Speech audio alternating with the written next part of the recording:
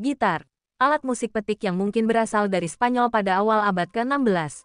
Berasal dari gitara latina, alat musik abad pertengahan dengan tubuh berpinggang dengan 4 senar. Gitar awal lebih sempit dan lebih dalam dari gitar modern, dengan pinggang yang tidak terlalu menonjol.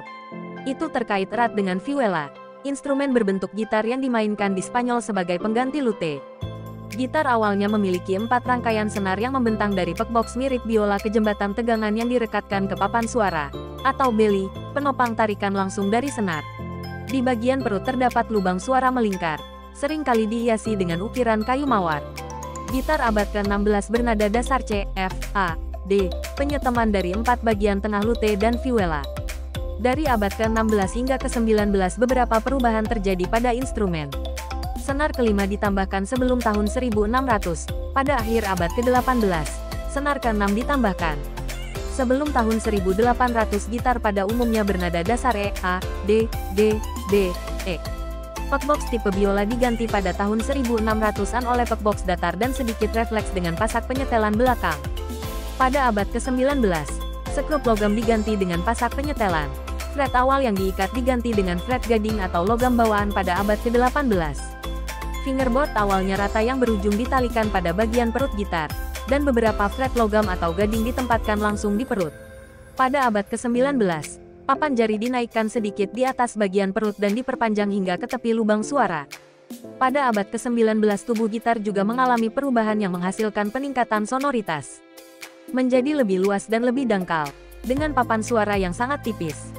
Secara internal, batang melintang yang memperkuat papan suara diganti dengan batang radial yang menyebar di bawah lubang suara. Pada bagian leher gitar, sebelumnya dipasang pada balok kayu, dibentuk menjadi menyerupai penahan, atau sepatu, yang menonjol ke dalam tubuh dan direkatkan ke belakang. Ini memberikan stabilitas ekstra terhadap tarikan senar. Inovasi gitar pada abad ke-19 sebagian besar merupakan hasil karya Antonio Torres. Instrumen yang dihasilkan adalah gitar klasik yang dirangkai dengan 3 gut dan 3 senar sutra yang dipintal logam. Varian gitar saat abad ke-19 diantaranya gitar 12 senar, atau double curse, jarana Meksiko dan charango Amerika Selatan. Keduanya gitar kecil dengan 5 curse. Gitar berbentuk lute menjadi mode di ruang tamu abad ke-19.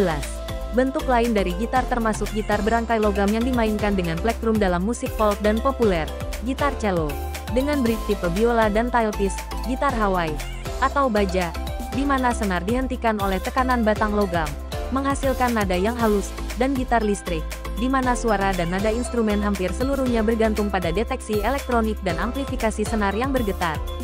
Musik gitar dari abad ke-16 sampai ke-18 dinotasikan baik dalam bentuk tabulasi, menunjukkan posisi jari-jari pada fret dan senar yang akan dipetik, atau dalam sistem simbol akord alfabet.